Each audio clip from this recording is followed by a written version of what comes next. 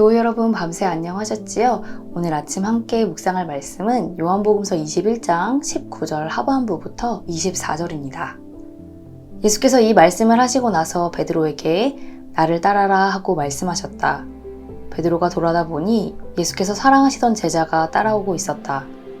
이 제자는 마지막 만찬 때에 예수의 가슴에 기대어서 주님을 넘겨줄 자가 누구입니까? 하고 물었던 사람이다.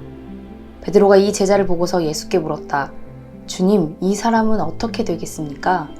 예수께서 말씀하셨다. 내가 올 때까지 그가 살아있기를 내가 바란다고 한들 그것이 너와 무슨 상관이 있느냐? 너는 나를 따라라. 이 말씀이 믿는 사람들 사이에 퍼져나가서 그 제자는 죽지 않을 것이라고들 하였지만 예수께서는 그가 죽지 않을 것이라고 말씀하신 것이 아니라 내가 올 때까지 그가 살아있기를 내가 바란다고 한들 그것이 너와 무슨 상관이 있느냐 하고 말씀하신 것뿐이다. 이 모든 일을 증언하고 또 이 사실을 기록한 사람이 바로 이 제자이다. 우리는 그의 증언이 참되다는 것을 알고 있다. 아멘. 요한복음서가 끝나는 요한복음 21장은 베드로가 부활하신 예수님을 세 번째로 만나는 장면으로 시작합니다. 예수님이 십자가에서 돌아가신 후 베드로는 어떤 시간을 보냈었을까요? 모든 것을 버려두고 예수님을 따라 나섰으나 허망과 함께 가버리신 그 예수님에 대한 원망이 들었으면서도 또 예수님을 세 번이나 모른다고 했던 그 자신의 모습에 환멸을 느껴서 괴로운 시간을 보내고 있었을 것입니다. 그러던 중에 베드로는 예수님이 부활하셨다는 소식을 전해 듣습니다.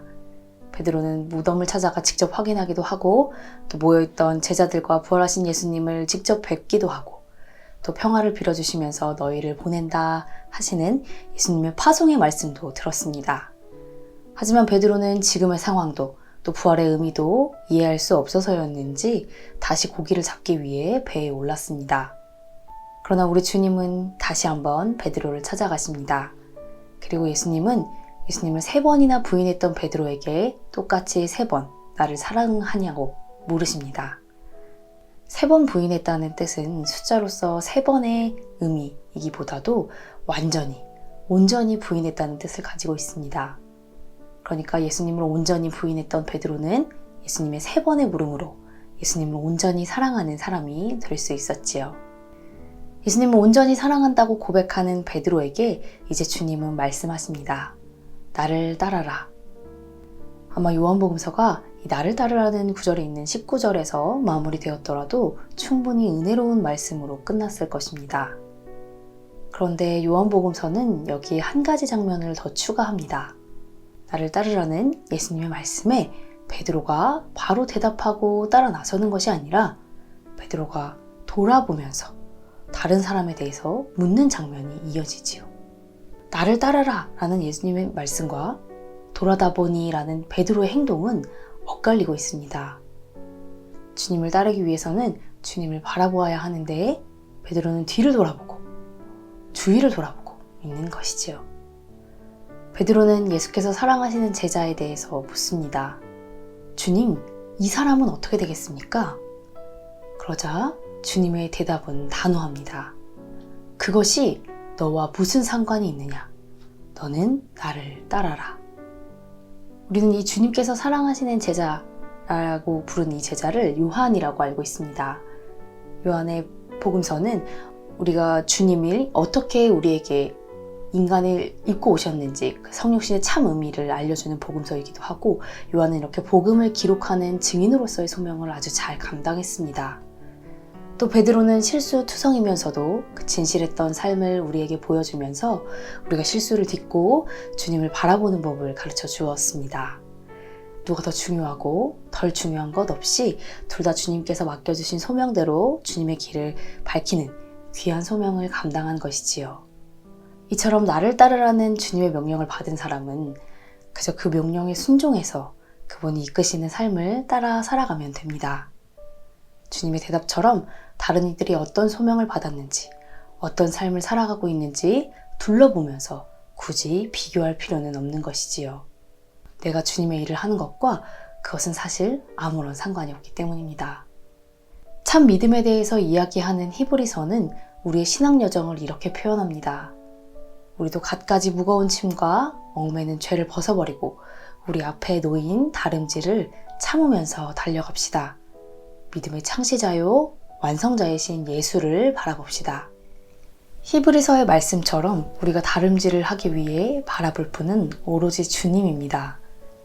우리를 얽매는 짐과 죄를 내려놓고 오로지 주님만 바라보면서 나아가는 것, 그것이 우리에게 주어진 소명이고 우리가 가야 할 길입니다. 그런데 주님을 바라보지 않고 주변을 둘러보면서 우리는 자꾸 잘못된 길로 빠지곤 합니다. 주변을 돌아보면서 혼자 시험에 들고, 혼자 실망하고, 혼자 미움에 빠지고, 혼자 좌절하기도 합니다. 그렇게 주변을 보면서 낙심하고 있을 때 주님은 그것이 너와 무슨 상관이 있느냐고 우리에게 물어보십니다. 사랑하는 교우 여러분, 올 한 해도 주님은 우리에게 나를 사랑하느냐고 수없이 물어보셨습니다. 그리고 우리는 3번을 넘어 더 많은 숫자만큼 주님을 사랑한다고 올 한 해도 고백해 왔지요. 주님을 사랑한다고 고백한 사람에게 남겨진 몫은 이제 그저 주님을 바라보면서 나를 따르라는 말씀을 따라가는 일뿐입니다. 주님께서 맡기신 일을 하면서 그 주님을 따라가는 그 길에서 주님이 아닌 주변을 바라보면서 혼자 넘어지고 길을 잃지 않는 우리들이 되기를 바랍니다.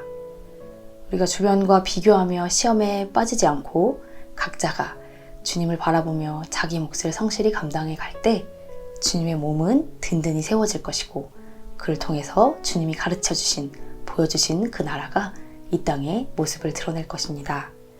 함께 기도하겠습니다.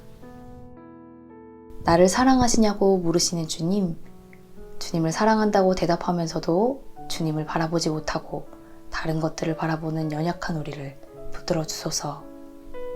나를 따르라는 주님의 말씀에 순종하여서 우리에게 맡기신 몫을 성실히 살아내는 우리가 되게 하시고 주님이 아닌 주변과 상황을 돌아보며 혼자 실망하고 길을 잃는 우리가 되지 않게 하소서. 우리를 늘 인도하시는 예수님의 이름으로 기도드립니다. 아멘.